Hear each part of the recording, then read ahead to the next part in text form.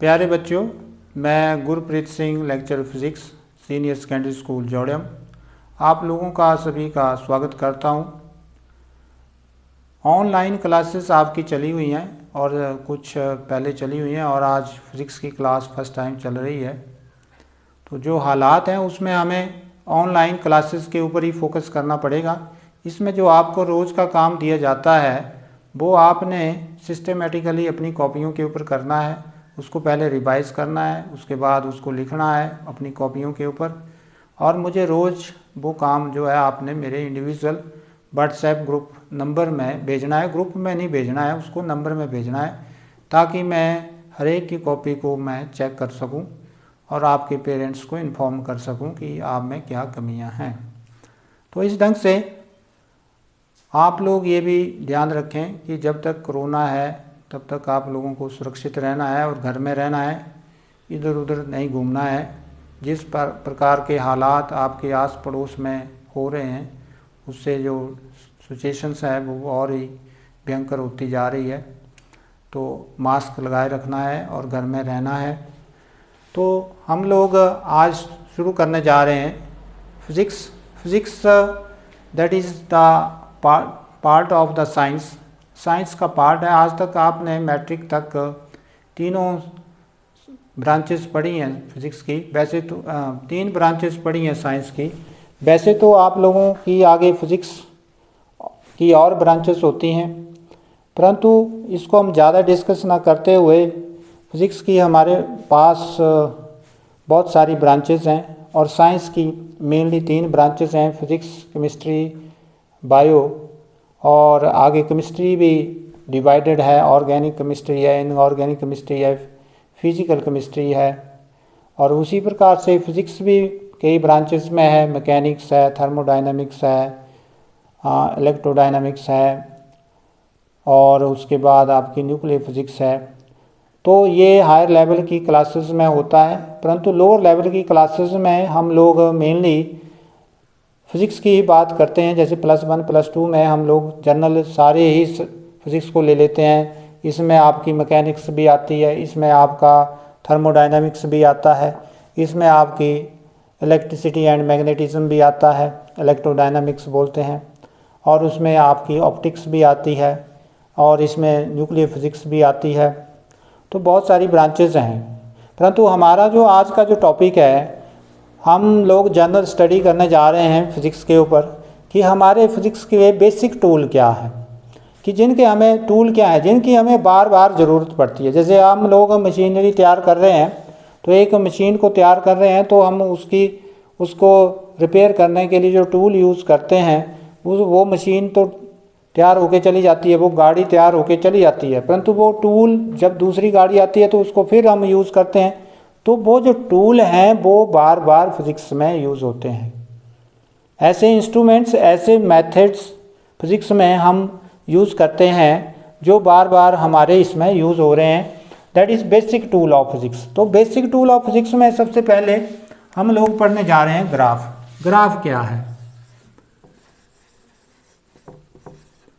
Graph, तो graph बार बार आता है।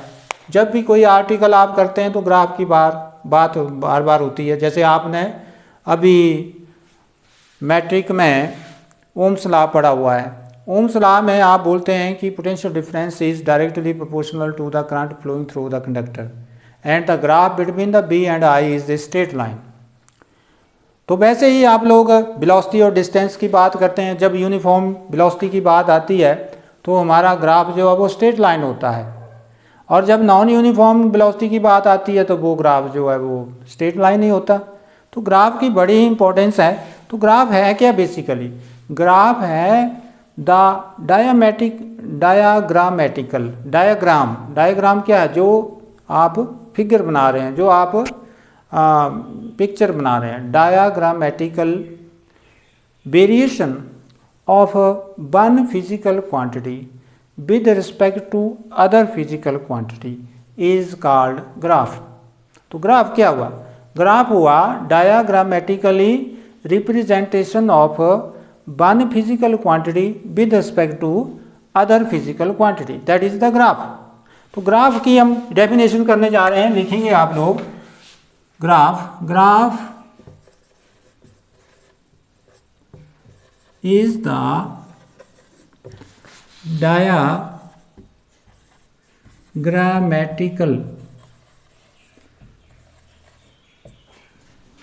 diagrammatical variation of one physical quantity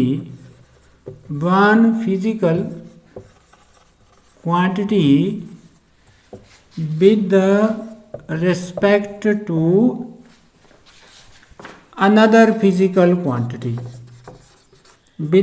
to another physical quantity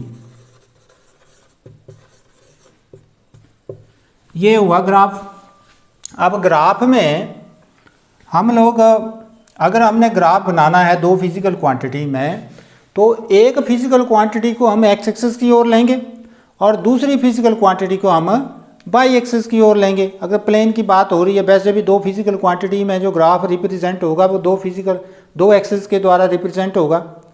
तो जो एक्सिस आपकी एक्स एक्सिस की ओर, जो फिजिकल क्वांटिटी आपकी एक्स एक्सिस की ओर है, ठीक है, वो आपकी डिपेंडेंट फिजिकल क्वांटिटी है।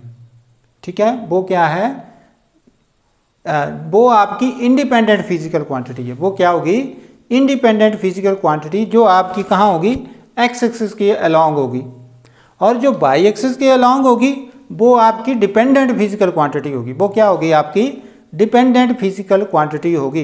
तो आपने याद रखना है कि जो फिजिकल क्वांटिटी हमारी किस ओर होती है? एक्स एक्सिस की ओर होती है। वो कौन सी होती है? इंडिपेंडेंट फिजिकल क्वांटिटी होती है। और जो हमारी वाई एक्सिस की ओर होती है वो क्या होती है? डिपेंडेंट फिजिकल क्वांटिटी होती है। तो जैसे जब भी बात चले कि आप ग्राफ ड्रा कर रहे हैं, तो हमारा जो एक्स एक्सिस की ओर जो क्वांटिटी होगी वो आपकी इंडिपेंडेंट क्वांटिटी होगी। वो क्या होगी? इंडिपेंडेंट क्वांटिटी होगी। किसकी ओर? एक्स एक्सिस की ओर। और जो वाई एक्सिस की ओर होगी वो आपकी डिपेंडेंट फिजिकल क्वांटिटी होगी। वो क्या होगी? Dependent physical quantity. अब इसी चीज़ को अगर आप लोग ओम्स लॉ में लें, ओम्स लॉ में क्या है? ओम्स लॉ में जो आई है वो एक्स एक्सिस की ओर है। वो किस ओर है? एक्स एक्सिस की ओर। ये आपकी एक्स एक्सिस हुई। और जो आपका पोटेंशियल है वो वाई एक्सिस की ओर है, बी। ये आपकी वाई एक्सिस हुई। ये क्या हुई? Y axis. तो यहाँ पर जो ग्राफ आता है वो स्ट्रेट लाइन आता है। वो क्या आता है? स्ट्रेट लाइन आता है। जनरल सी बात हो रही है कि अगर हम ओम्स लॉ की बात करें तो इसमें आपने लिखना है कि the physical quantity, P Q का मतलब physical quantity, which are independent, which is independent, जो क्या है? इंडिपेंडेंट है। The physical quantity which is independent taken along the, किसकी ओर ले रहे हैं? Taken along the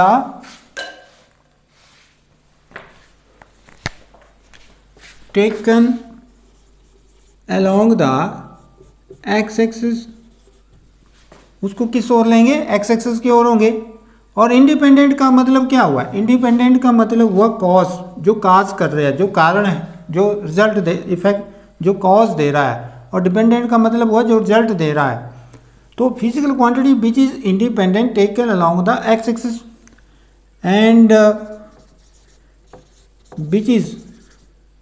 which is dependent, जो डिपेंडेंट है, टेकन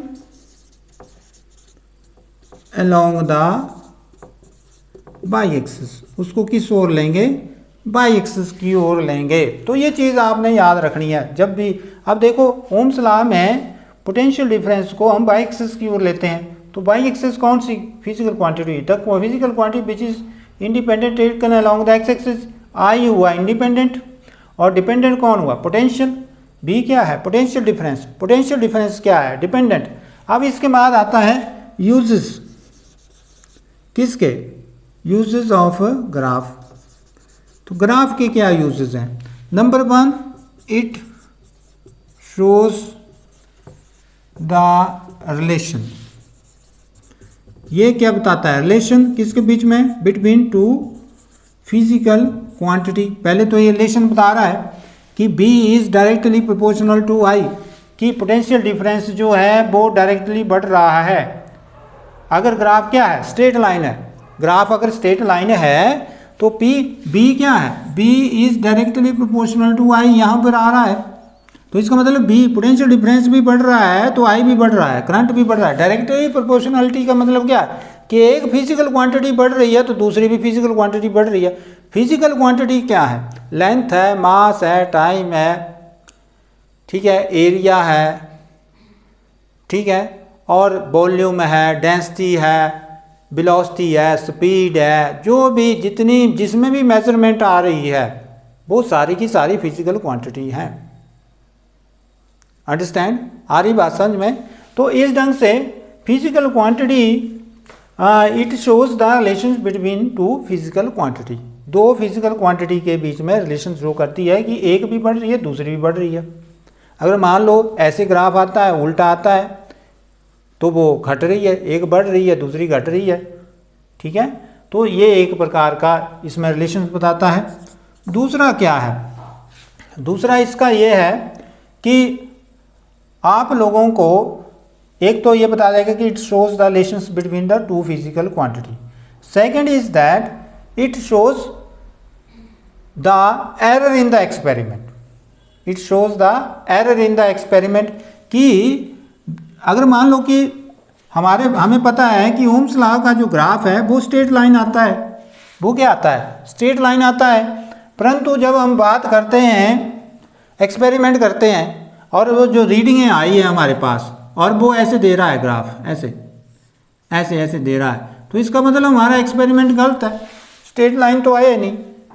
स्ट्रेट ऑब्जर्वर जो है आपको बोलता है, आप एक्सपेरिमेंट करते हैं, आपको बोलता है कि ग्राफ भी ड्रा करो। ग्राफ ड्रा करने का मतलब क्या है, ग्राफ ड्रा करने का मतलब ये है कि उससे पता लग जाएगा कि आपने जो एक्सपेरिमेंट किया है क्या वो सही है कि गलत है, उससे ये पता चल जाएगा। वो कैसे पता चलेगा, अगर ग्राफ आपका स्ट्रेट लाइन आ रहा है तब तो क्या है, वो ठीक है, आपकी रीडिंग अलग आ सकती हैं, उसकी भी अलग आ सकती हैं, परंतु ग्राफ क्या होना चाहिए, स्ट्रेट लाइन, क्योंकि लाइन के ऊपर बहुत सारे पॉइंट्स हैं।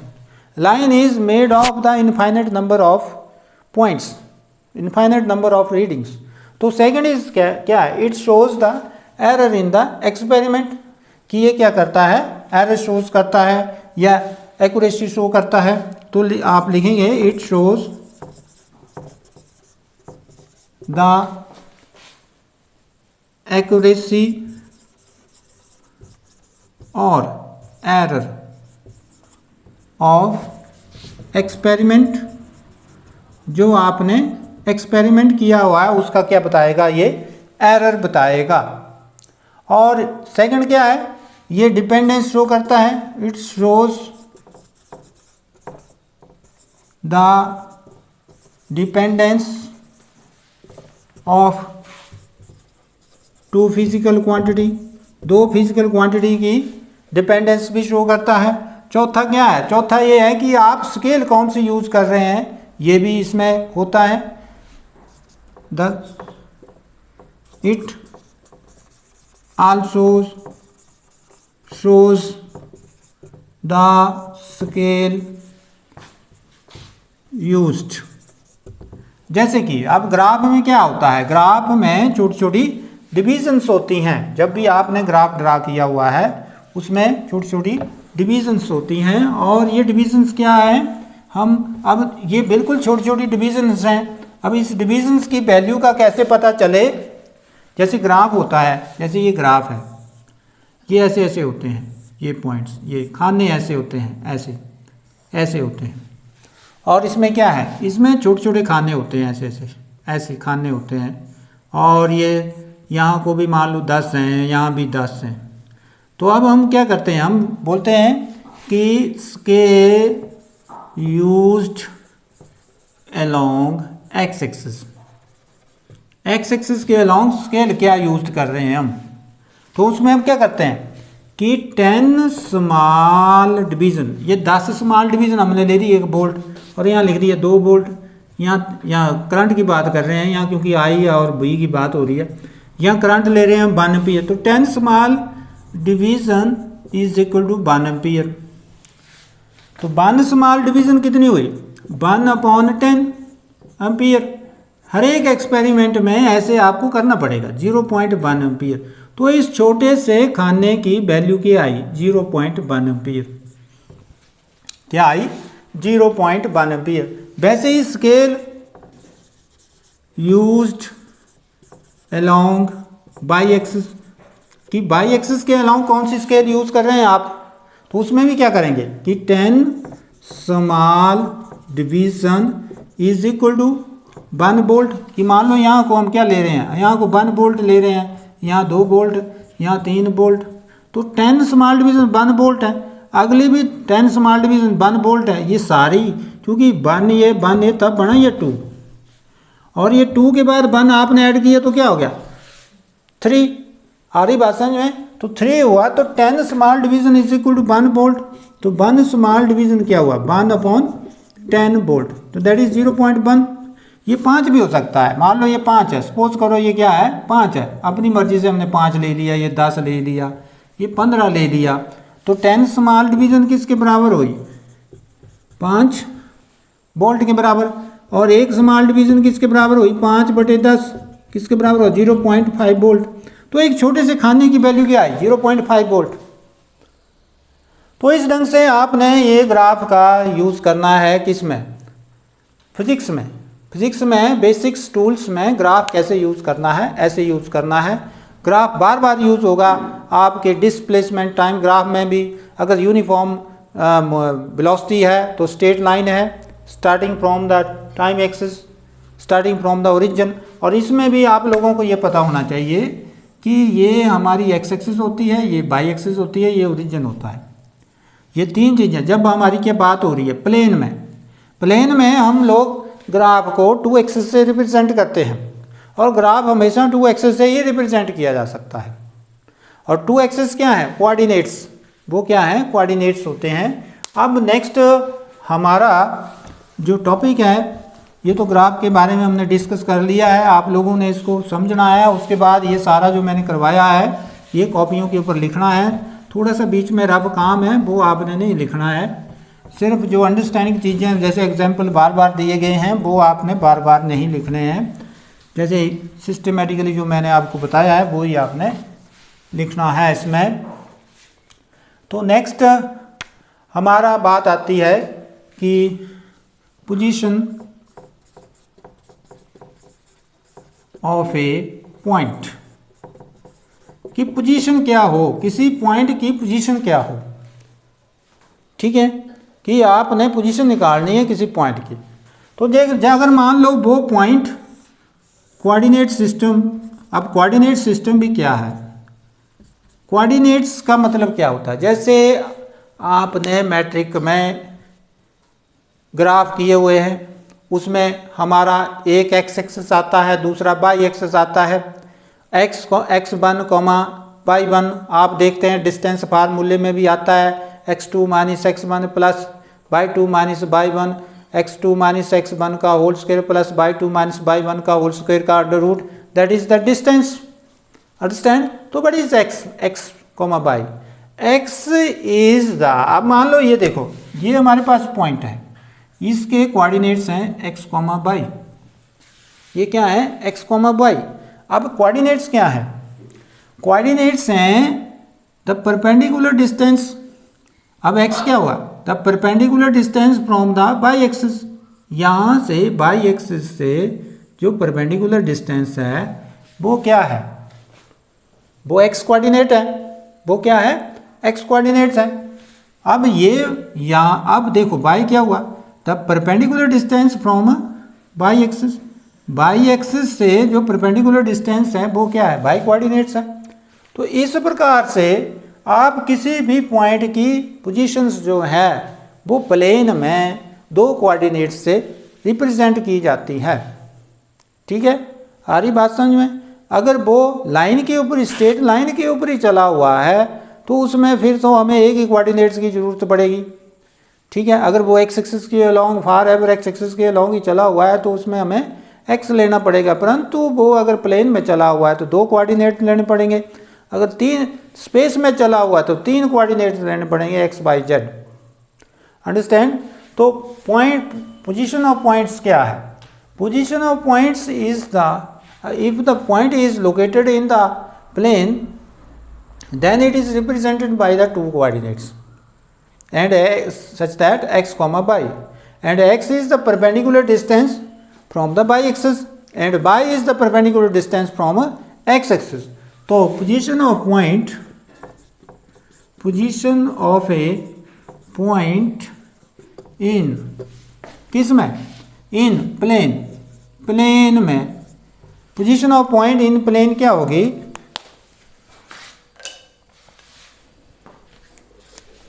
Position of point in a plane is the X comma Y coordinates, X comma Y coordinates हैं। एक्स कोऑर्डिनेट, एक्स कोऑर्डिनेट क्या है? X coordinate is the perpendicular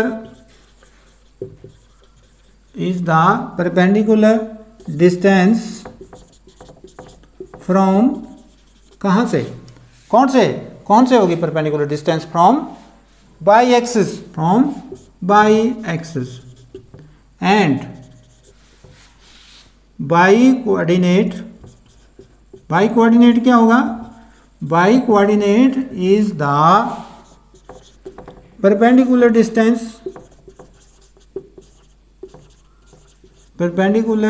distance कहाँ से? From x axis. कहाँ से होगी? From x axis. तो इस प्रकार से आप लोग इसको रिप्रेजेंट कर सकते हैं पोजीशन ऑफ पॉइंट। स्पेस में जो है वो 3 कोऑर्डिनेट से आएगी, वो that is not in our +1 physics, वो +1 फिजिक्स में नहीं है। अभी हम इसमें सिर्फ प्लेन की ही बात करेंगे। नेक्स्ट आता है डिस्टेंस बिटवीन 2 पॉइंट्स, कि डिस्टेंस कैसे फाइंड आउट की जाए, किसके बीच में? 2 पॉइंट्स के बीच में। डिस्टेंस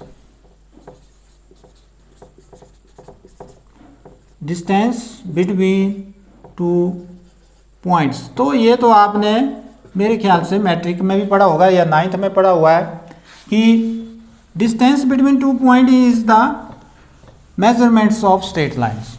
कि मान लो हमारे पास 2 पॉइंट्स हैं, ये एक है, ये x1 कॉमा दूसरा क्या है? y1, और दूसरा पॉइंट ये है b और इसके कोऑर्डिनेट्स हैं x2 comma y2।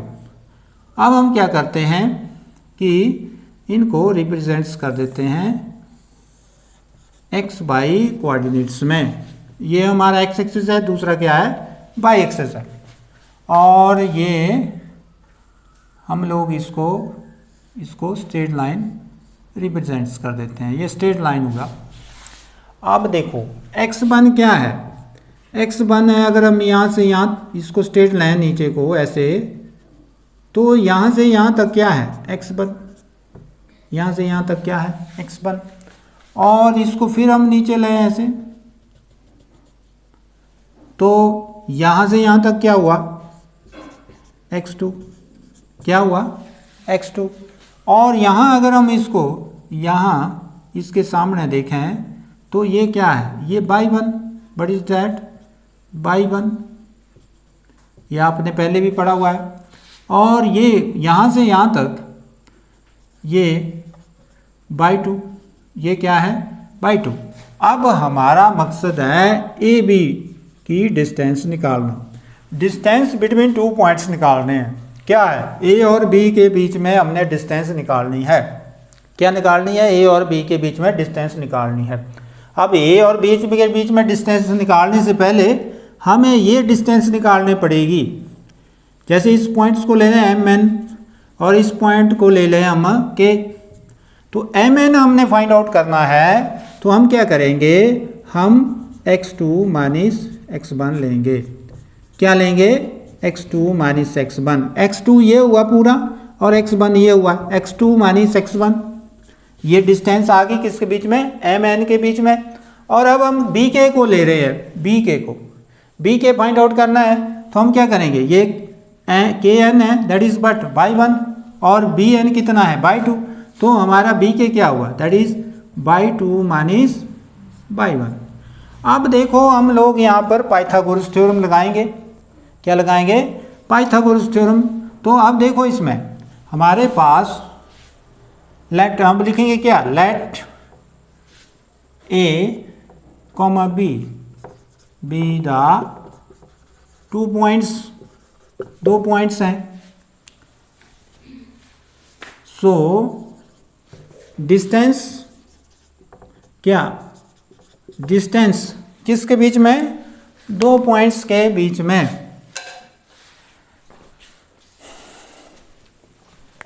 So distance between 2 points is the measurements, किसका है, is the measurement of straight line. कौन सी लाइन, स्ट्रेट लाइन कौन सी, ए बी स्ट्रेट लाइन की क्या है, मेजरमेंट्स हैं। अब देखो इसकी मेजरमेंट्स करने जा रहे हैं हम लोग, तो कैसे करेंगे, यूजिंग अब देखो let a and b be the 2 points हैं, so that distance between 2 points is the measurements of straight line a b and x, y 1, x, y 1 be the x, y 1 and x2, y 2 be the coordinates हैं ये किसके, of point a, b. So अब देखो Pythagoras theorem, a b का square is equal to a k का square. तो ए के किसके बराबर है, x2 minus x1, x2 minus x1 का होल स्क्वायर प्लस ये क्या है, बाई 2 माइनस बाई 1 का whole square. So what is A B, क्या हुआ, ए बी हुआ under root x2 minus x1 का whole square plus y 2 minus y 1 का whole square. So this is the distance between 2 points. ये क्या निकाल सकते हैं हम, डिस्टेंस बिटवीन 2 पॉइंट्स निकाल सकते हैं। अब हमारा थोड़ा सा आगे थोड़ा सा और कर लेते हैं, हमारा है slope of graph. Slope of graph क्या है, स्लोप ऑफ ग्राफ, कई बच्चों को पता होगा slope of graph. Slope of graph is the steepness, measurements of the steepness of graph. Graph की कितनी स्टीपनेस है, कितना वो स्टीप हुआ है, कितना उसका तिरछापन है। जैसे ये हमारे पास ग्राफ है ये, और ये इसने बाई एक्सिस के साथ, एक्स एक्सिस के साथ एंगल थीटा बनाया हुआ है, ठीक है। किसने, ये ग्राफ आया हमारे पास और यहाँ कट गया और यहाँ इसने एंगल बना दिया थीटा, किसके साथ, एक्स एक्सिस के साथ। तो slope of graph, slope of graph is the